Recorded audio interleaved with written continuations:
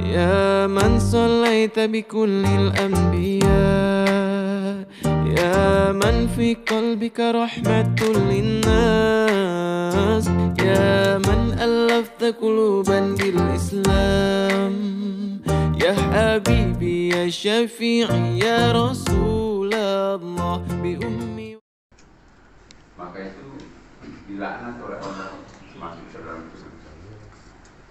Itulah sebabnya iblis bersumpah setelah dipanjangkan umurnya sampai usia panjang manusia, nah itu akan menggoda anak manusia sampai akhir-akhir umur manusia. Itu komitmennya mencari partner masuk neraka. Bapak sekalian, Allah juga dialog dengan para nabi, ya, berdialog dengan malaikat seperti ayat yang disampaikan tadi. Kembali kepada ayat 30 surah Al-Baqarah tadi, yang membuat Allah itu tersinggung. Mereka menepuk dada. Wa nahnu nusabbihu bihamdik wa nuqaddis lak. Sementara kami yang selalu memuji dirimu dan mengkuduskan dirimu. Jadi seolah-olah di dalam diri malaikat itu keberatan. Kami ini kan ahli ibadah sekian lama. Kami selalu taat dan tidak pernah merusak alam semesta, tidak pernah melakukan pertumpahan darah. Kenapa bukan kami ditunjuk sebagai khalifah? Kenapa sih pendatang baru itu dia baru datang tiba-tiba dikasih jabatan jadi komandan kita, bahkan kita disuruh sujud terhadap. Tapi malaikat itu kan sami'na wa ta'na terhadap iblis nggak mau. Makanya iblis itu dijatuhkan ke neraka. Sebetulnya malaikat itu juga jatuh. Kalau melihat daripada riwayat yang ada, malaikat itu juga pernah mengalami kejatuhan. Malaikat itu tadinya daerah operasinya di sekitar aras istana Allah, di alam puncak tertinggi di sana.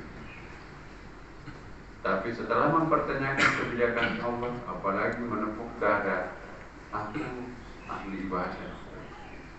Ini pelajaran buat kita berdua.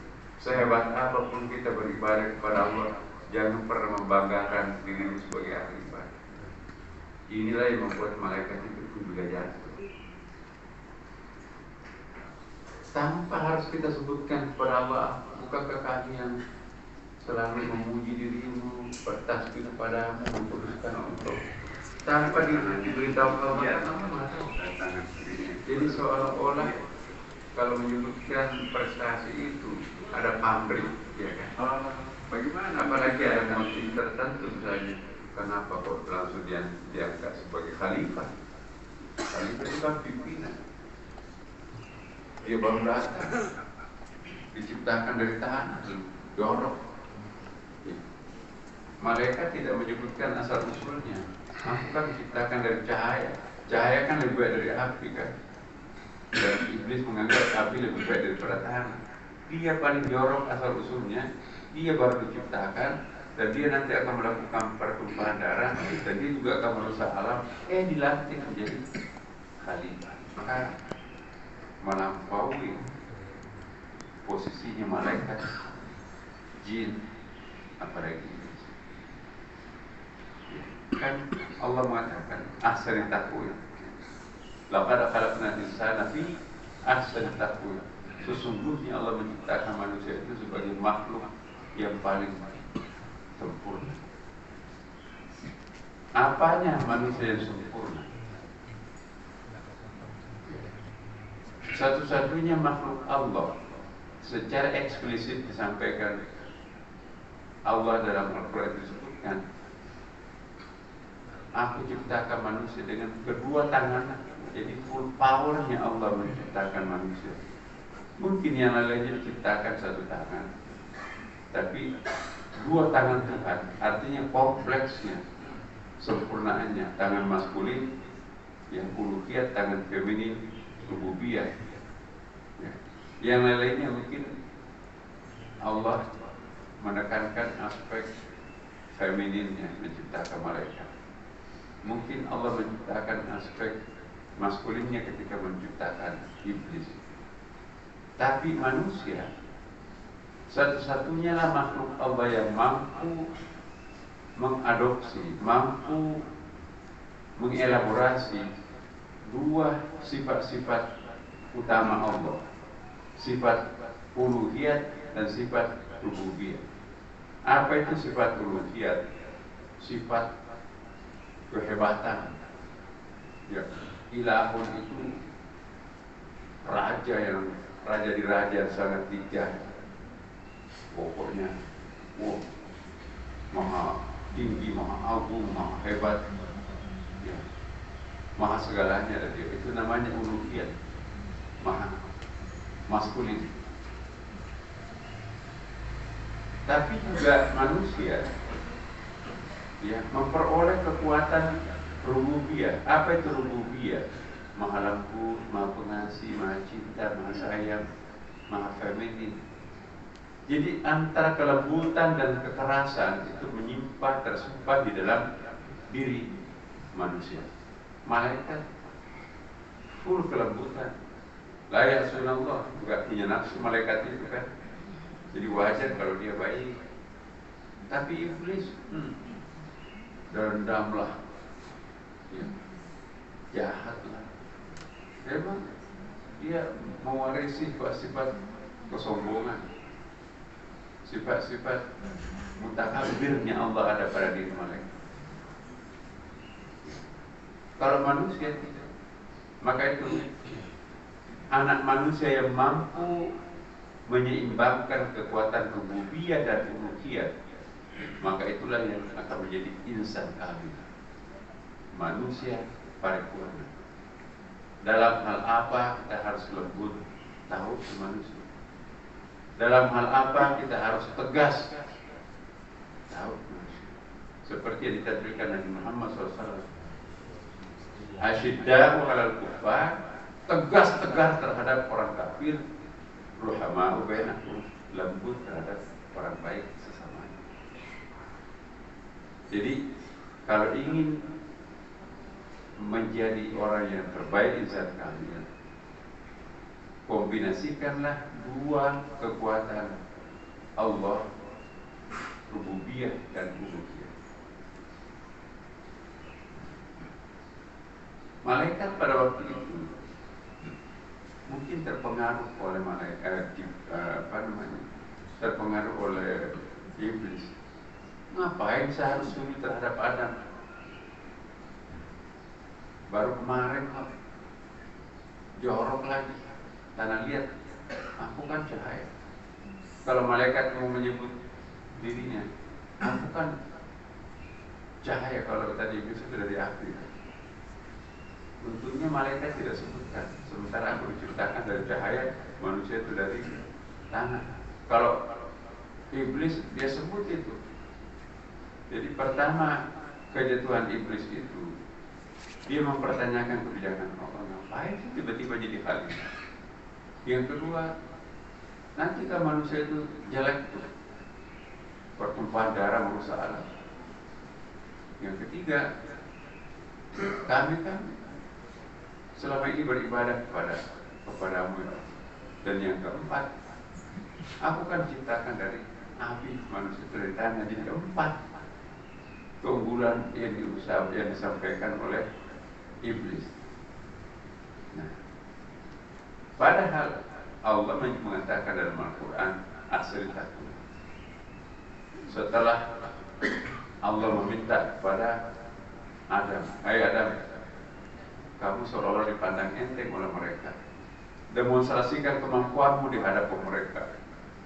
Maka Allah kan mengajari Adam itu wa'allama Adama al-asma'ul. Lalu Allah menginstall, mengajari, memasukkan kekuatan-kekuatan istimewa pada manusia. Barulah mereka takjub, Masya Allah. Tapi iblis sudah terlanjur malu kalau minta maaf. Dia gak mau sujud. Mereka tidak mau sujud pada Adam, iblis dan CS-nya. Para malaikat pada akhirnya sujud. Kenapa manusia istimewa Bapak? Satu-satunya makhluk yang ditiupkan ke dalamnya roh Allah hanya manusia. Tsumma sawwahu wa nafakha fihi min ruh. Setelah aku ciptakan bentuknya, ya, badannya, nyawanya ada. Wa nafakhtu fihi min ruhi, lalu aku tiupkan ke dalamnya rohku. Malaikat enggak, jin tidak, binatang tidak, tumbuh-tumbuhan tidak. Satu-satunya makhluk Allah yang ditiupkan roh ke dalam dirinya hanyalah manusia. Apa itu roh? Apa roh dan siapa roh? Wa nafakhtu fihi min ruhi, lalu aku tiupkan rohku kepada manusia. Malaikat tidak. Berarti di dalam diri manusia ada sesuatu yang maha tinggi. Apanya Allah yang masuk ke dalam diri Adam? Dalam ayat tadi disebutkan kan roh. Kalau dalam terjemahan Kementerian Agama itu malu-malu disebutkan lalu ditiupkan roh ciptaan Allah masuk ke dalam tubuhnya Adam. Allah tidak mengatakan wa nafakhtu fihi min ruhi khalqi, enggak. Tapi min ruhi, dari Allah meniupkan rohku, berarti dalam diri manusia itu adalah aku. Ada sesuatu yang sangat agung. Makanya itu malaikat itu sujud semuanya kepada Adam. Apakah musyrik malaikat itu? Karena sujud kepada Allah, tapi sujud juga kepada Adam. Musyrik enggak? Jangan-jangan ada beranggapan, oh itu iblis itu kan tidak mau musyrik, jadi maka itu dikutuk. Tidak mau sujud kepada Adam, hanya mau sujud kepada Allah. Yang nggak tahu bahasa Arab. Jelas-jelas wa nafakhtu fihi min ruhi, lalu aku tiupkan rohku ke dalam diri Adam. Berarti apakah malaikat itu musyrik menyembah kepada Adam? Apa yang ada pada diri Adam itu ada unsur lahutnya di situ. Jadi sujud itu nggak musyrik.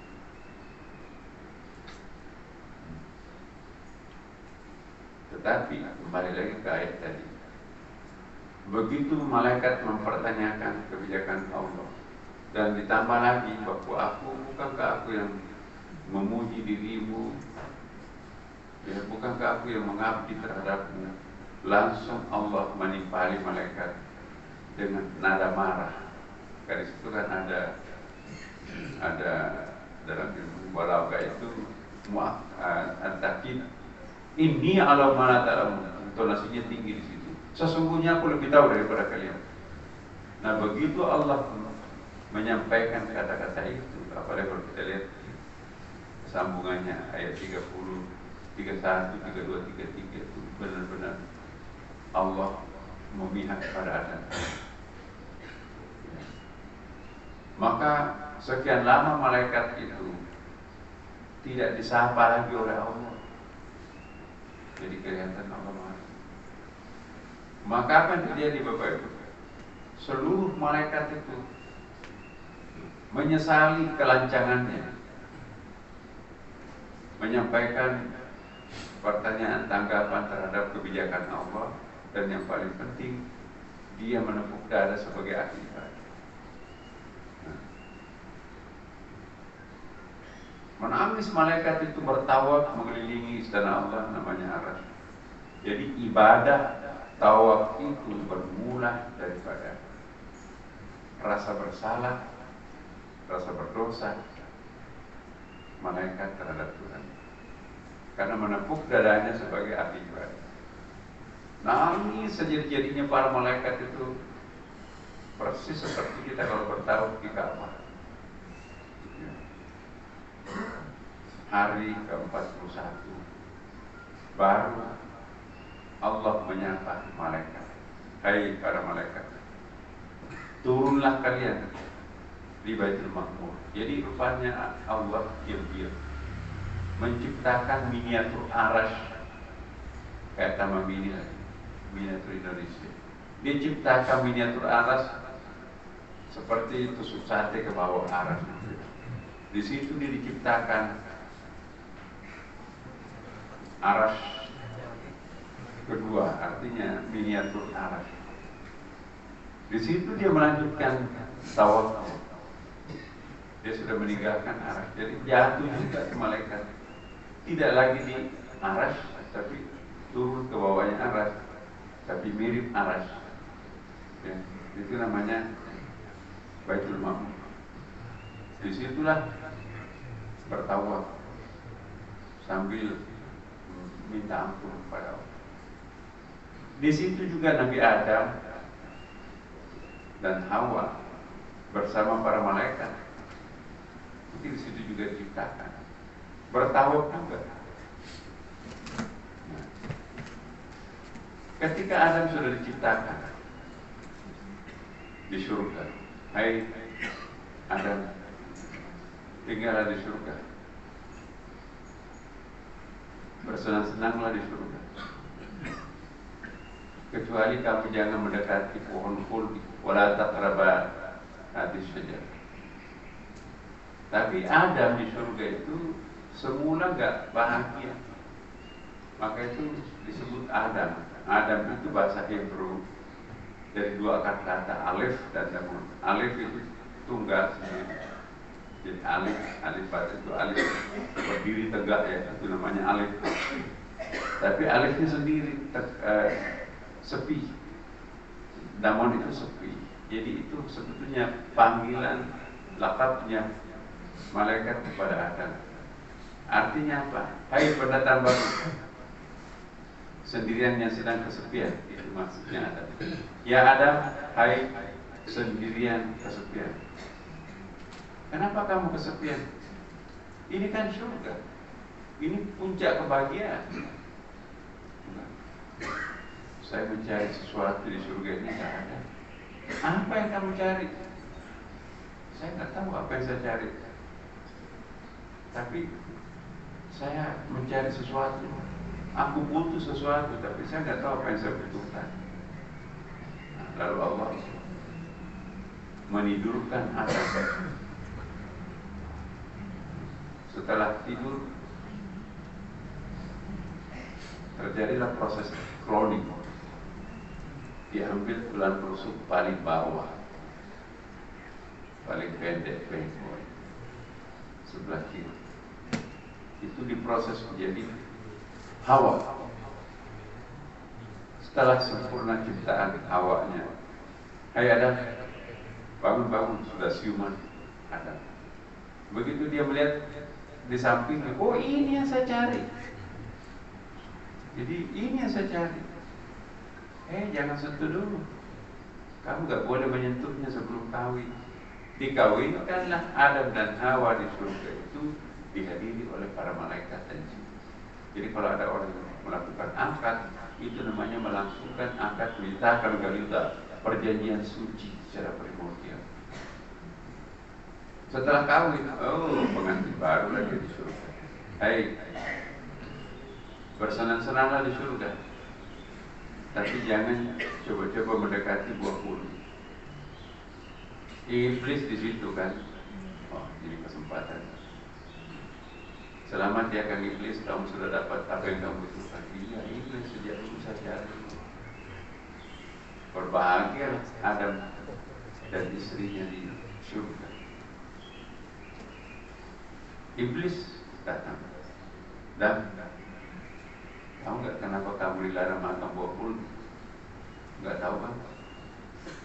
Buah khuldi itu dari akar kata khalada, abadi. Pohon keabadian itu kamu dilarang makan. Karena kalau kamu makan pohon keabadian itu, buahnya itu, maka kamu akan nanti turun di bumi penderitaan, meninggalkan langit kebahagiaan. Di kehidupan bumi berkeringat baru makan, panas atau dingin di situ. Di sini kan enak, iya. Tapi saya nggak mau melanggar perintah Allah. lezat sekali buahnya itu. Dan kalau kamu makan itu pasti kamu abadi di surga, nggak turun-turun lagi keluar dari surga itu.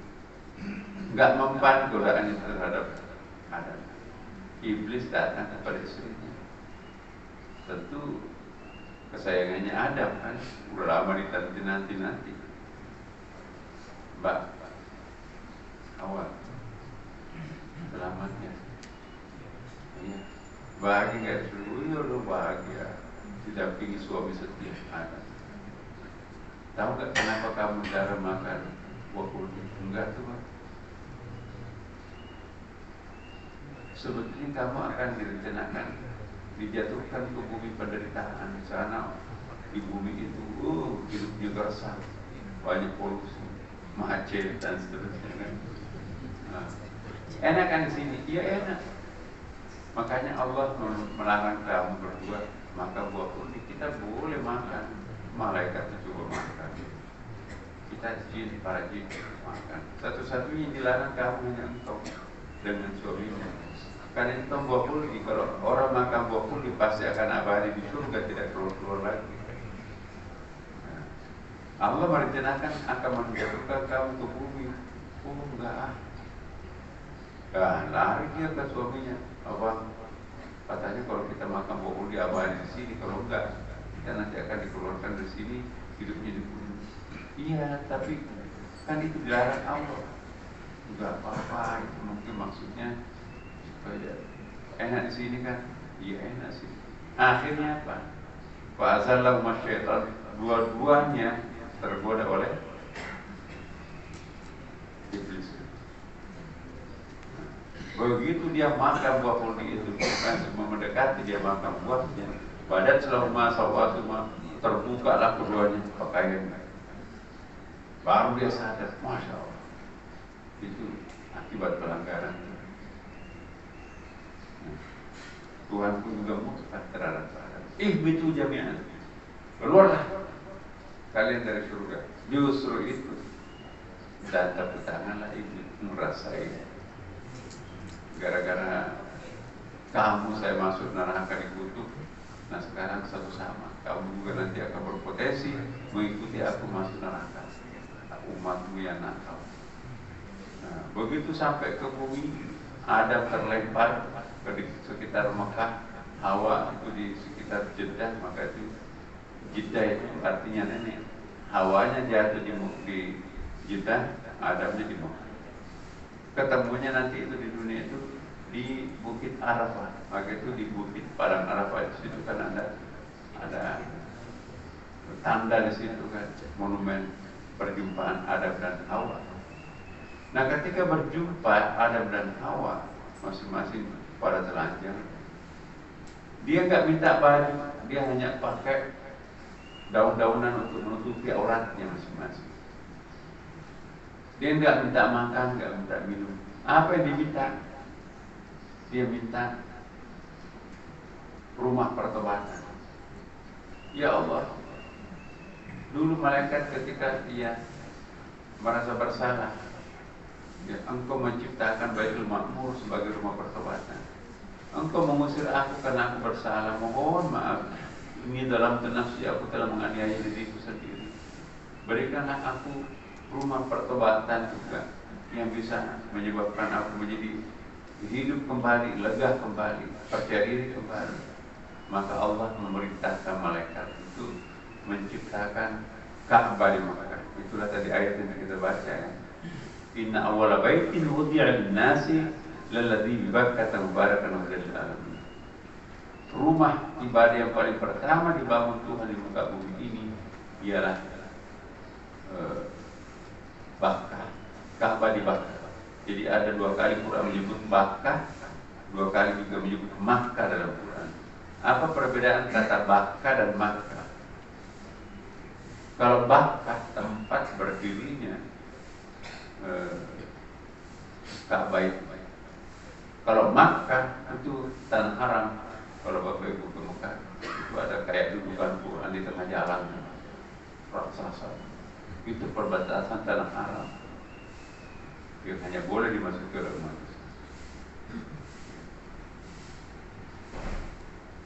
setelah diciptakan Ka'bah, bahkan Hajar Aswad itu juga diambil batu itu dari batu pualam surga.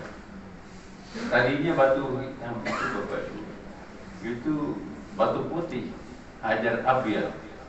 Tapi karena dosanya manusia begitu banyak tersedot, maka itu jadilah hitam pekat. Tapi sayang, pada waktu berkuasa dinasti Karamita, Ka'bah itu Hajar Aswad itu jongkel Bapak. Jadi pernah tuh 3 tahun kehilangan Hajar Aswad, Ka'bah itu dibawa ke pemimpinan dinasti Karamita yang dari Afrika. Ditemukan kembali udah pecah-pecah waktu dijongkelnya. Jadi Hajar Aswad itu aslinya tinggal 7 biji sebesar kemiri, lalu dicelupkan ke dalam tembaga hitam, tapi mirip aslinya seperti itu. Cium. Disitulah Nabi Adam dan Hawa berputar. Tidak pernah Ka'bah itu berhenti diputar. Dibangun di atas, di bawahnya Baitul Ma'mur, tusuk sate ke bawah. Maka itu pusat gravitasi spiritual itu adalah Ka'bah, karena di atasnya ada Baitul Ma'mur. Itu Baitul Ma'mur, rumah pertobatan ke-14. Jadi di atasnya itu lurus sampai arah.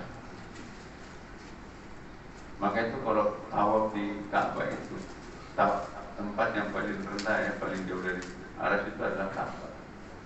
Di situ yang ikut tawaf itu adalah para malaikat dan jin. Jadi kalau banyak cerita-cerita unik aneh-aneh di Mekah, itu memang pantas. Jangan-jangan di samping kita itu bukan orang. Malaikat mampu menyamakan dirinya dengan orang, sama juga dengan jin. Tapi ada tandanya Bapak. Guru saya dulu di pondok menjelaskan, mungkin ada riwayat itu saya belum lihat. Perbedaan antara jin atau malaikat yang menyerupakan diri dengan manusia, mereka tidak punya saluran di bawah hidung. Nah, jadi di bawah hidung kita kan ada saluran tuh Bapak. Nah, nanti kalau di samping Ka'bah, wah nggak ada saluran.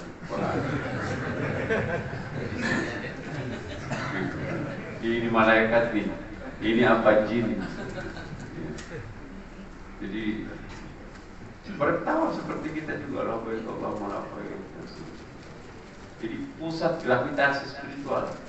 Maka itu salat di depan Ka'bah itu 200.000 lebih utama daripada salat di sini, di luar.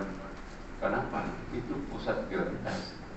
Walaupun diinjak-injak kepala kita oleh orang-orang kulit hitam besar tinggi itu, tapi kita nggak pernah kehilangan kekhusyuan depan Ka'bah, nggak pernah marah. Sama-sama memutar. Subhanallah. Nah itulah kejadiannya pembangunan Ka'bah. Tidak pernah berhenti sampai nabi-nabi sebelum sesudahnya pun juga bertawaf sampai kita sekarang. Bahkan Nabi Nuh ketika tenggelam bumi ini, Ka'bahnya pun juga tenggelam, tidak kelihatan. Dia bertawaf pakai perahu. Jadi Nabi Nuh bertawaf pakai perahu sampai tsunami-nya itu surut, baru digali lumpur-lumpurnya oleh Nabi Nuh, munculkan kembali Ka'bah itu. Jadi Ka'bah itu berkali-kali dibuka. Dulu Ka'bah itu seperti bundar telur Bapak Ibu. Tapi waktu renovasinya mungkin lebih praktis, ya bikin segi 4 aja. Maka itu kalau salat di Hijr Ismail sama dengan salat di dalam Ka'bah. Dan disitulah dikuburkan nenek kita, Siti Sana, Siti Hajar. Satu-satunya orang dimakamkan di samping Ka'bah ialah Siti Hajar, ibundanya Nabi Ismail alaihissalam. Jadi iblis jadi Israel itu nggak boleh macam-macam, ngejek tuh orang Arab Muslim itu. Dia menganggap dirinya kelas utama. Islam itu kan anak pembantu, kulit hitam. Ya, karena dulu kan ceritanya Gini, Nabi Ibrahim istrinya orang Palestina, cantik, namanya Siti Sarah. Sampai 86 tahun menanti kedatangan anak, nggak datang-datang. Padahal siang malam berdoa, Rabbi habli minas sholihin, tapi nggak datang. Akhirnya Nabi Ibrahim membujuk istrinya, sayangku, engkau kan tahu aku Nabi, siapa yang melanjutkan nanti ajaran ini kalau kita nggak punya keturunan? Kita kan sudah uzur, mama sudah menopause, saya juga sudah tua, takut tidak punya keturunan lagi. Bagaimana agama ini? Ya namanya yang pertama kan keberatan untuk dimatikan. Boleh, tapi saya tentukan istrimu. Yang penting mama merestui. Ya. Bagaimana kalau kamu kawin dengan Siti Hajar, pembantu muda kulit hitam? Ya. Nabi Ibrahim demi untuk sebuah misi, ya nggak apa-apa. Udah. Dengan harapan kalau kawin nanti gadis cantik, aku ditinggal. Kalau pembantu enggak, aku lebih cantik. Ternyata hamil. Tidak ingin ada keributan. Pasti istri pertama cemburu kan. Aku yang mendambakan anak, dia yang punya. Jadi dibawalah pergi Siti Hajar itu jauh-jauh sampai ke Mekah. Di Mekah, di situ dipindahkan. Dengar kabar kalau Sarah itu juga hamil. Dia balik ke Palestina, tapi di belakang sudah melahirkan Siti Hajar. Seorang diri, single parent membesarkan anaknya, itu Ismail. Mungkin air susunya nggak ada. Panik itu. Mana ini mendapatkan air kehidupan ini? Inna safa wal marwata min sya'airillah. Faman hajjal baita aw i'tamara fala junaha alaihi. Dan Safa Marwah itu 7 kali itu kalau kita nampak tilas pada saat sa'i itu yang dilakukan Siti Hajar. Tapi di sudut sana Nabi Ismail mungkin nangis sambil memukul-mukulkan tumitnya, memancarlah air mancur dari 2 tumitnya. Itulah bunyinya air itu, zam zam zam zam zam zam. Disebutlah itu air zam zam. Di tengah padang pasir tiba-tiba muncul oase, sumur. Sampai sekarang tidak pernah berkurang debit air ini. Padahal itu sekitar 3 juta liter yang disedot airnya itu per hari pada saat musim haid. Dari mana air? Allah, banyak keistimewaannya air zam-zam. Energinya sangat kuat, obat segala macam penyakit. Bapak Ibu sekalian, Israel bangga. Kita anaknya Sarah tadi, ya dikunjungi lagi oleh Nabi Ibrahim, melahirkan di sana namanya Ishak. Jadi anak pertamanya Siti Sarah adalah Ishak, sedangkan anaknya yang Siti Hajar itu namanya Ismail. Turunan Ismail itu yang melahirkan Nabi orang Arab dan Nabi Muhammad SAW. Sedangkan turunan Ismail itu melahirkan Nabi-Nabi Israel. Itulah nanti lahir Nabi Musa, lahirlah Nabi Isa. Nabi Musa membawa agama Yahudi, Nabi Isa kemudian membawa agama Nasrani. Jadi sombong Yahudi itu. Kami anak cantik, kamu anak pembantu hitam, ya. Tapi tidak ada warna kulit yang penting di mata Allah. Siapa yang paling bertakwa? Lain. Inna akramakum indallahi atqakum. Maka itu sampai sekarang Bapak Ibu, Israel itu nekat itu. Tanah Israel ini tanah nenek moyang kami. Orang Arab Islam itu tanahmu di Arab sana tuh. Tempatmu di Hajar, di Siti Hajar di Mekah. ngapain datang ke tempat kami di sini? Ini tanah leluhur kami dari Siti Sarah. Itu juga ada. Tapi waktu pemerintahan Umar bin Khattab, dia membebaskan tanah Yerusalem Palestina itu dari penjajahan Romawi Bizantium. Ya. Sekitar 85% itu tanah di Palestina, Israel sekarang ini ya, Yerusalem, itu dibebaskan oleh Umar bin Khattab. Ya udah dikasih kafling juga. Israelnya itu sekitar 15% dari tanah itu. Sepenuhnya, selebihnya itu dikuasai oleh umat Islam.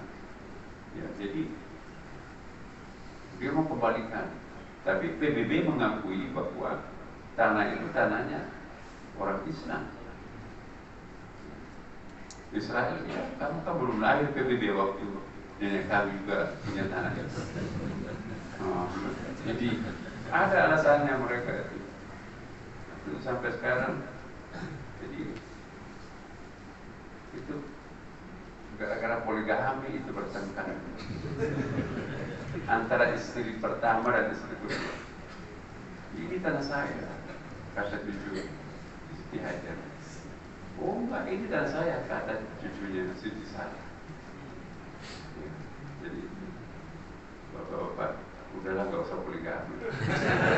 Dampaknya banyak.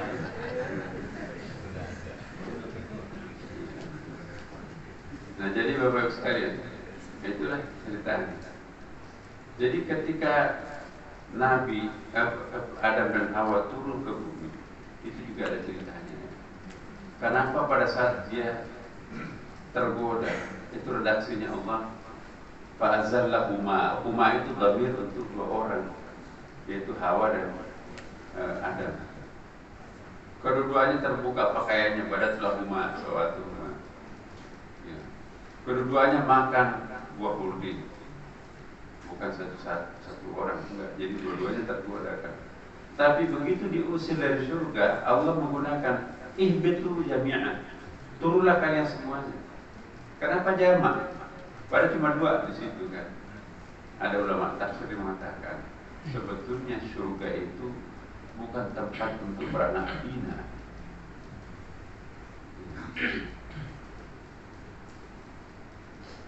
Jadi makan buah huldi itu sebetulnya kiasan, bukan makanan beneran.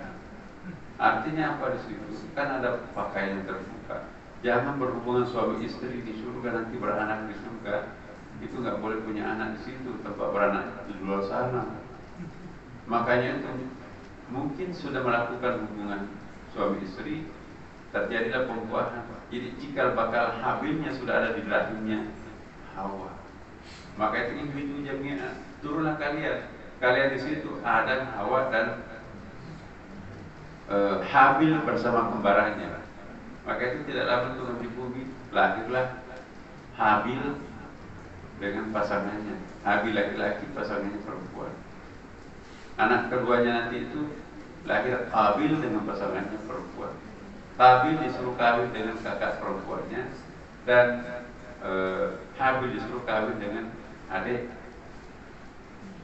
perempuannya, kembarannya Qabil. Qabil nggak mau, masa saya kawin dengan kakak lebih tua. Pasanganku yang saya mau kawin ini cantik dan muda. Tapi hukum mengatakan berarti itu nggak boleh, harus kawin sila. Mulai cemburu Qabil sih. Nah, Qabil ini nanti mewarisi kelompok-kelompok Abu Jahal.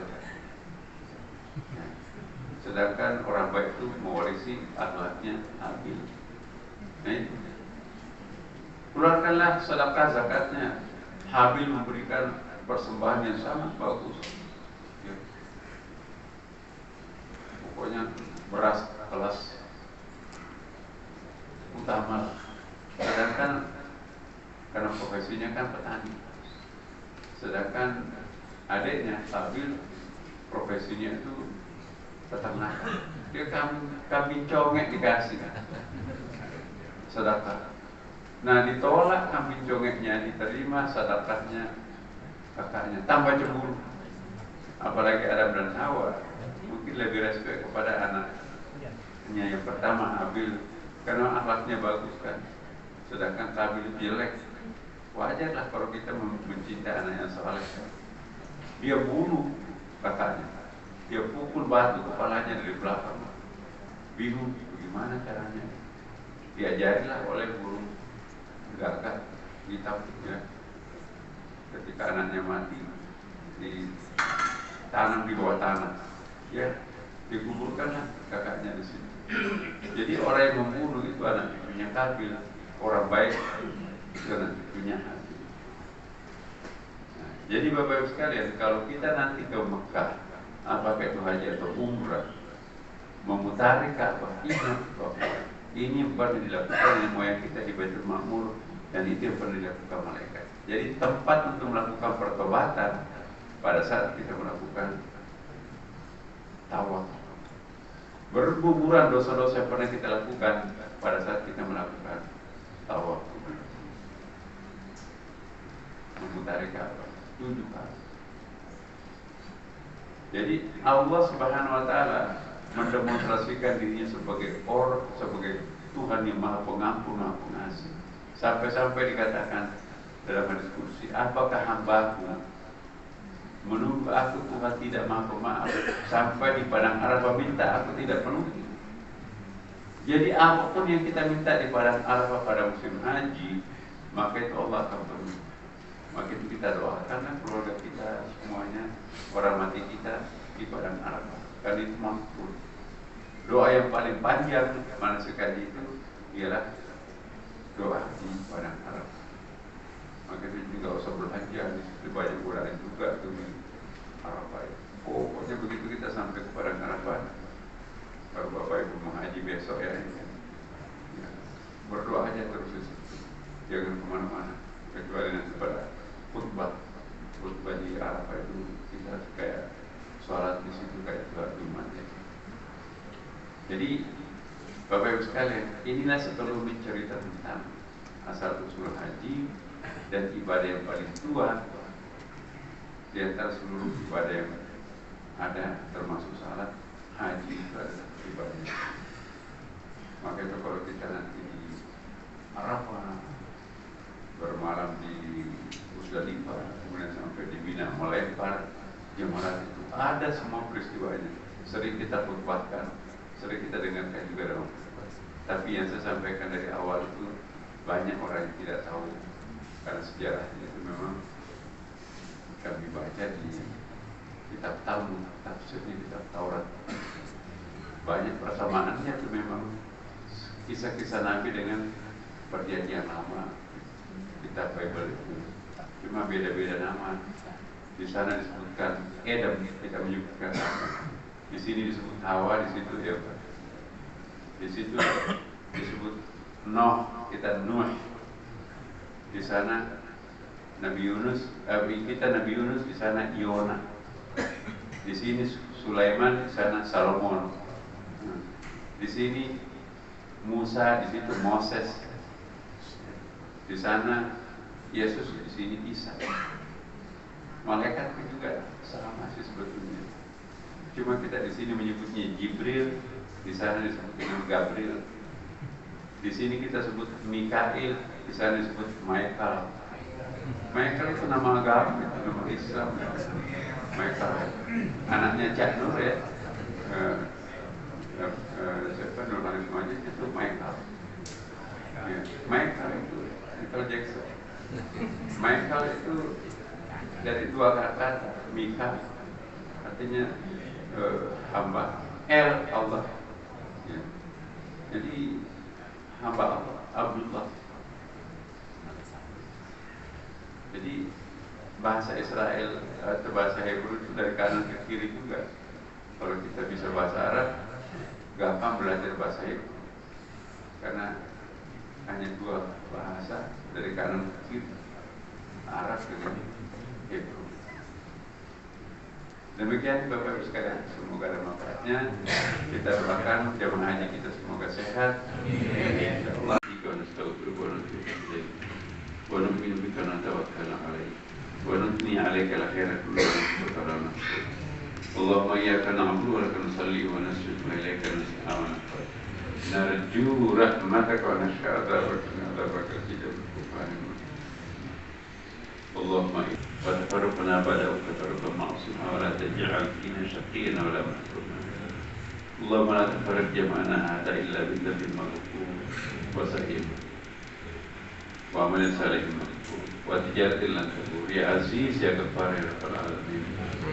اللهم لا تدع لنا في مقامنا هذا ذنبا إلا غفرته ولا هما إلا فرجته. من صليت بكل الأنبياء يا من في قلبك رحمة للناس يا من ألفت قلوبا بالإسلام يا حبيبي يا شفيعي يا رسول الله بأمي وأبي فديتك سيدي صلاة والسلام عليك يا نبي حبيبي يا محمد أتيت بالسلام والهدى محمد حبيبي يا محمد يا رحمة للعالمين يا محمد يا من حليت حياتنا بالإيمان يا Bismillahirrahmanirrahim. Assalamualaikum warahmatullahi wabarakatuh. Waalaikumsalam. Kami pengurus DMI mengucapkan terima kasih kepada pengurus DKM Masjid Al Hidayah yang telah menerima DMI untuk kesempatan untuk menjadi tuan rumah kajian DMI di bulan Juni tahun 2023. Terima kasih kepada Pak Zul dan rekan-rekan pengurus dan jamaah. Saya mengucapkan terima kasih. Assalamualaikum warahmatullahi wabarakatuh. Terima kasih juga kepada Debi, Ustadz Agung dan kawan-kawan pengurus Debi Rengas, Jajar Penguasaan Al-Jaja atas kehadirannya, dan mohon maaf jika dalam penyelenggaraan kami sebagai Sohibul Bait kurang maksimal. Mungkin nanti insya Allah di lain kesempatan kita berbuat lebih baik lagi dan preparingnya lebih baik lagi. Baik, terima kasih. Alhamdulillah.